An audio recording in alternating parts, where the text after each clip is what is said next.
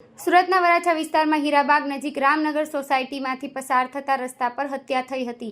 15મી ઓગસ્ટની રાત્રે હોર્ન વગાડવા જેવી સામાન્ય બાબતમાં ઝઘડો થયા બાદ તીક્ષ્ણ હથિયારના ઘા ઝીકી હત્યા કરવામાં આવી હતી। જૈનિશ ચૌહાણની હત્યા કરી આરોપીઓ નાસી ગયા હતા, જેથી પોલીસે અલગ અલગ ટીમો બનાવીને આરોપીઓને ભાવનગર ખાતેથી ઝડપી લઈ આગળની કાર્યવાહી હાથ ધરી છે। પોલીસ ભાવનગર નારી ચોકડી ખાતેથી વિમલ ધનજી કલસરિયા, ઉત્તમ કાનજી તળાવિયા અને ડેનિસ ઉર્ફે જાડિયો રમેશ સુરતને ઝડપી લીધા હતા। ત્રણેય આરોપીઓ સામે 7 જેટલા ગુનાઓ નોંધાયેલા છે। ગઈ તારીખ 15 ઓગસ્ટ 2024ના રોજ રાત્રિના 11:30 વાગે વરાછા રામનગર વિસ્તારમાંથી જૈનિલ ચૌહાણ નામનો એક વ્યક્તિ એમના બે મિત્રો સાથે બાઇક ઉપરથી પસાર થતો હતો। એમની આગળના ભાગમાં એક મોટરસાઇકલ અને એક એક્ટિવા બેનને સરપાકારે ચલાવતા હોય, જેથી જૈનિલે 3થી એની પાછળ હોર્ન કન્ટિન્યુ વગાડ્યા હોય। આ બાબતે સામાન્ય આવી નજીવી બાબતમાં ઝઘડો કરી જૈનિલના લોકોએ માર્યો અને એમાંથી એક કિસ્સામાં જૈનિલના ગળાના ભાગે તથા સાથળના ભાગે ચપ્પુ મારી દેતા જૈનિલનું મૃત્યુ સારવાર દરમિયાન નીપજ્યું હતું। જે બાબતે વરાછા પોલીસ સ્ટેશનમાં વણશોધાયેલ ખૂનનો અનડિટેક્ટ ખૂનનો ગુનો દાખલ કરવામાં આવ્યો હતો। ક્રાઇમ બ્રાન્ચ, વરાછા પોલીસ વગેરે આ ગુનાની તપાસમાં રાખેલા હતા।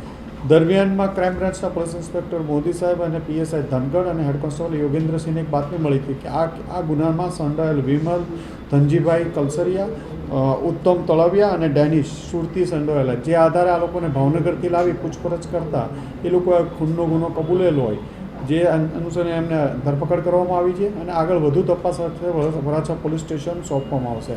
આ તમામ જે ત્રણેય માણસો પકડાયેલા છે એમના વિરુદ્ધ અલગ અલગ ગુનાઓ નોંધાયેલા છે। રાયોટિંગ, હથિયાર ધારાના વેપન, આપણે ચપ્પુ સાથે પકડાયેલાના ભૂતકાળમાં અમરોલી અને અલગ અલગ પોલીસ સ્ટેશનોમાં ગુનાહિત રેકોર્ડ ત્રણેય વ્યક્તિઓ ધરાવે છે। અમને જ્યારે આ ત્રણેયને જૈનિલ દ્વારા હોર્ન મારીને ટોકવામાં આવ્યા ત્યારે આ લોકો ઉશ્કેરાઈ અને ચપ્પુ મારી દીધું હતું, અને જેમાં ગળાના ભાગે જે ચપ્પુ મારી દીધું હતું એ ઘા એમને જાણ લેવા નીપજ્યો હતો। ના, બિલકુલ પરિચિત નથી। હત્યા કરી આ લોકો ક્યાં ભાગ્યા હતા? હત્યા કરીને અલગ અલગ જગ્યાએ ભાગતા હતા અને છેલ્લે ભાવનગરથી મળી આવ્યા છે। સર, આ લોકોનું બેકગ્રાઉન્ડ શું છે?